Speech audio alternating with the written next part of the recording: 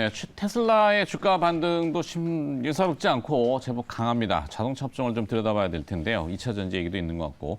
유진투자증권 리서치 센터 자동차 커버하고 있는 이재일 애널리스트 나와 있습니다. 어서 오세요. 안녕하십니까? 네.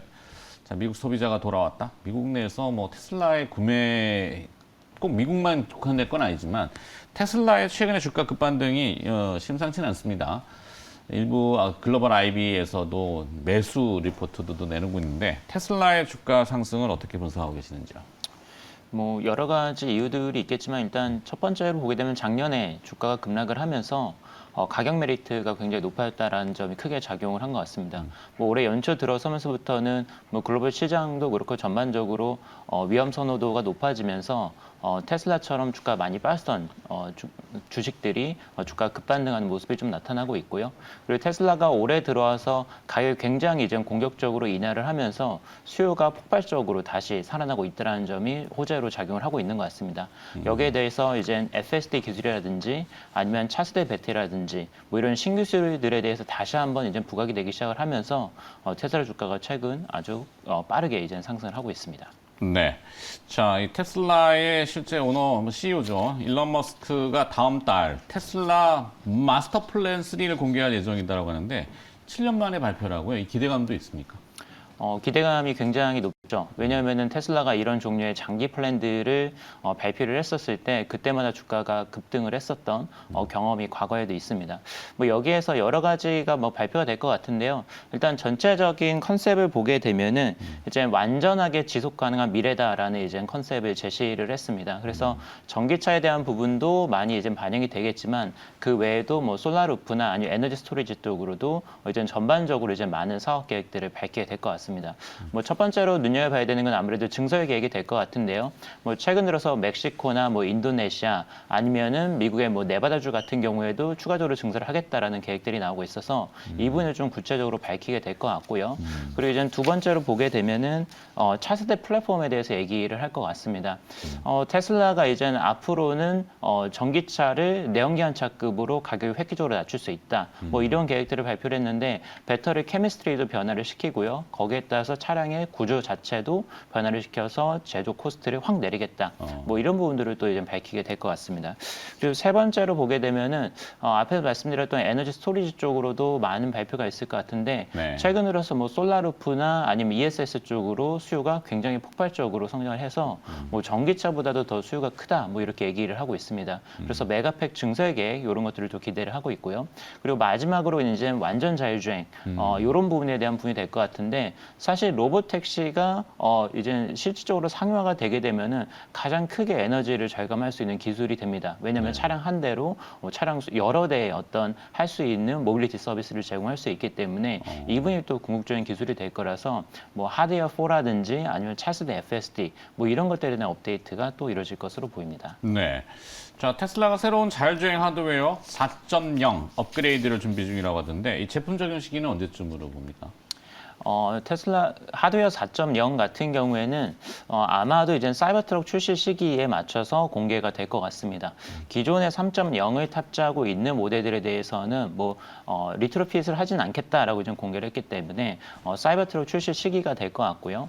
이번에 가장 크게 변화가 되는 점을 보게 되면은 하드웨어 3.0에서 테슬라가 카메라를 중심으로 해서 이제 레이더라든지 아니면 초음파 센서 같은 경우를 제거했었던 이런 파격적인 변화를 단행을 했는데 하드웨어 4 같은 경우에는 카메라의 성능을 굉장히 대폭 이제 강화를 하게 되고요. 네. 그리고 그에 상응해서 프로세서 능력 같은 경우도 늘려서 전체적으로 카메라의 성능을 훨씬 더 이제 강화를 했다 좀 이렇게 볼 수 있을 것 같습니다. 뭐 그 외에도 이제 소프트웨어적으로도 많은 기능들을 또 추가적으로 업그레이드하게 될 것 같습니다. 네.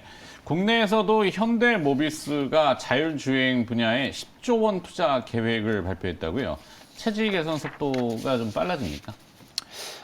현대모비스가 10조 원 투자 계획을 발표를 했는데 현대모비스 같은 경우는 지금 자율주행 솔루션 쪽으로 하드웨어랑 소프트웨어 둘 다 이제 양쪽으로 다 개발을 하고 있는 상황입니다. 뭐 굉장히 좀 긍정적인 상황이다라고 볼 수 있을 것 같기는 한데 근데 아시다시피 지금 현대차 그룹이 얼마 전에 42-이라고 하는 자율주행 솔루션 회사를 인수한 경험도 있고요. 그리고 미국의 액티브랑 모셔널이라고 하는 자율주행 JV를 또 추가적으로 하고 있기 때문에 사실 지금 굉장히 중복적으로 어떤 사업이 좀 분산되고 있는 부분이 있기 때문에 현대모비스가 구체적으로 어떤 롤을 할 것인가 이 부분에 대해서는 조금 지켜봐야 될 필요가 있을 것 같습니다.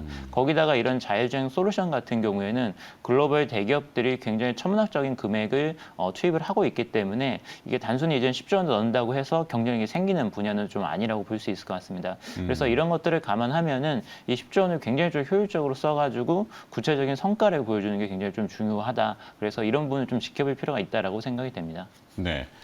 자, 근데 현대기아차가 올해 1월에 미국과 인도 시장에서의 판매 실적이 상당히 괜찮았던 모양이에요. 이 부분에 대한 평가를 어떻게 봅니까? 일단 전체적으로 일단 글로벌 시장을 보게 되면은 작년 4분기 때는 신차 판매가 굉장히 안 좋았었거든요. 그래서 경기 침체 우려가 굉장히 컸었는데 1월 들어서면서부터 분위기가 좀 많이 변화가 나타나고 있는 것 같습니다. 미국 시장도 판매가 반등이 나오고 있고요. 유럽도 생각보다 나쁘지 않은 상황이고 글로벌리 전체적으로 신차 판매가 일단 굉장히 좋습니다. 그래서 이런 부분들이 경기 침체에 대한 우려를 좀 많이 완화시켜주는 작용을 하고 있고요. 그리고 현대기아차의 판매를 봤었을 때 경쟁사 대비해서 훨씬 잘하고 있는 이런 측면이 있습니다. 뭐 미국에서도 계속해서 점유율이 올라가고 있고요. 인도에서도 판매가 계속 늘어나면서 지금 경쟁사 대비해서 훨씬 더 우호적인 어떤 판매 성과가 나오고 있다라고 볼 수 있습니다. 자, 테슬라가 가격 인하 정책을 내놓으면서 전기차, 완성 전기차 업체에서는 치킨 게임이 시작됐다. 결국엔 현대차도 영향을 받을 것이다. 이렇게 좀 우려하는 목소리도 있던데요. 이 평가를 좀 해주신다면요. 일단 뭐 테슬라가 가격 인하를 한다고 해서 도미노 가격 인하로 지금 이어지고 있지는 않습니다. 뭐 몇몇 모델들 같은 경우에는 직접적인 경쟁력이 있는 모델들은 좀 가격 대응을 하고 있기는 하지만 전체적으로는 지금 가격 인하가 일어나고 있지는 않다라고 볼 수 있고요. 그리고 현대기아차에 놓고 봤었을 때에는 아무래도 테슬라랑 고객군이 많이 겹치지는 않습니다. 그리고 전기차에 좀 한정된 문제이기 때문에 이 부분이 전체적인 포트폴리오에 영향을 미치는 상황으로 현재는 가지는 않고 있다라고 볼 수 있습니다. 거기다가 전기차에 대해서 지금 아직까지는 초과 수요가 있는 상황이기 때문에 여유 있게 판매를 늘릴 수 있어서 가격을 가지고선 경쟁을 심하게 한다라든지 뭐 이런 것들을 고려하고 있지는 않는 것 같습니다. 중국이 리오프닝 한다면 중국 시장 분야는 어떻게 또 될까요? 중국 같은 경우에는 지금 쉽지는 않은 상황인 것 같습니다. 일단 1월달 판매도 그렇게 좋지는 않았는데 중국이 작년에 워낙에 이제 자동차 신차 판매가 좋았기 때문에 올해는 좀 기저효과가 있다라고 봐야 될 것 같고요. 현대차나 기아 같은 국내 업체들 같은 경우에는 중국 시장 부진이 몇 년 동안 지속이 됐기 때문에 여러 가지로 좀 어려움이 가중이 되고 있는 상황입니다. 일단 1차적으로는 좀 구조적으로 적자폭도 좀 축소를 하고 효율화도 해야 되기 때문에 적극적으로 투자를 늘리기 쉽지 않은 상황이고요. 워낙 이젠 글로벌 업체들뿐만 아니라 중국 로컬 업체들이 경쟁력이 많이 올라오고 있기 때문에 쉽지 않은 상황이 올해도 지속이 되지 않을까 이렇게 생각을 합니다. 네. 자, 그러면은 조금 마무리해야 될 것 같은데 완성차 업체들이 생산량을 확대하는 데에 지금 뭐 그런 전략적으로 이럴 때 이제 자동차 부품 기업들에 대한 기대감도 덩달아 올라가지 않습니까? 관둔이해 볼 만한 기업을 좀 선정해 주시다면. 지금 현대 오토에버를 이제 눈여겨보고 있는데요. 전체적으로 이제 하드웨어 업체보다는 소프트웨어 업체 쪽에 많이 관심들이 쏠리고 있는 것 같습니다. 왜냐하면은 자동차를 판매를 했을 때 테슬라 같은 경우도 보게 되면은 자동차 가격 자체는 내렸지만 사실 소프트웨어를 통해서 추가적으로 수익을 올릴 수 있다는 점에서 좀 차별화가 되고 있는데요.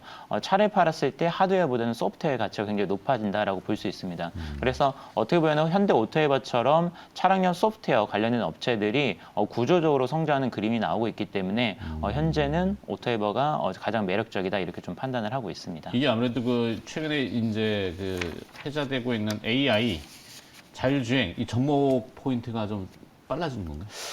뭐 커넥티드 카 서비스 쪽이 훨씬 더 클 거다라고 생각을 하는데요. 지금 SDV라고 하는 소프트웨어 디파인드 비클이라는 게 이제 적용이 돼야 되는데 뭐 이게 되려면 일단 커넥티드 카 서비스가 돼야 되고 그리고 OTA라고 하는 어떤 통신 기능도 갖춰야 되고요. 그리고 자율주행 기능, 부분 자율주행 기능을 수행할 수 있는 어떤 통합 제어 시스템 뭐 이런 것들이 전반적으로 들어가야 됩니다. 그래서 이거를 다 서포트하는 역할들을 이제 현대 오토에버가 수행을 하기 때문에 작년에도 고속 성장을 했고요. 올해도 이제 성장세를 이어갈 거다 이렇게 좀 보고 있습니다. 그리고 여기에서 이제 조금 더 추가적으로 말씀드리면은 전기차 시장 수혜도 보면서 전환 코스트가 낮은, 그러니까 전기차 전용 부품들이 생산 업체들은 굉장히 지금 투자 비용이 좀 과다한 상황인데 내연기관차랑 전기차랑 공통으로 들어가면서 이제 밸류가 올라가는 부품들을 생산하는 업체들이 또 최근에 실적이 잘 나옵니다. 뭐 대표적으로 이제는 화신이나 서현이야 그리고 SI 같은 업체들이 여기에 해당이 된다고 보고 있기 때문에 네. 뭐 오토앱에 이어서 이런 부품사들도 눈여볼 필요가 있다라고 생각을 합니다.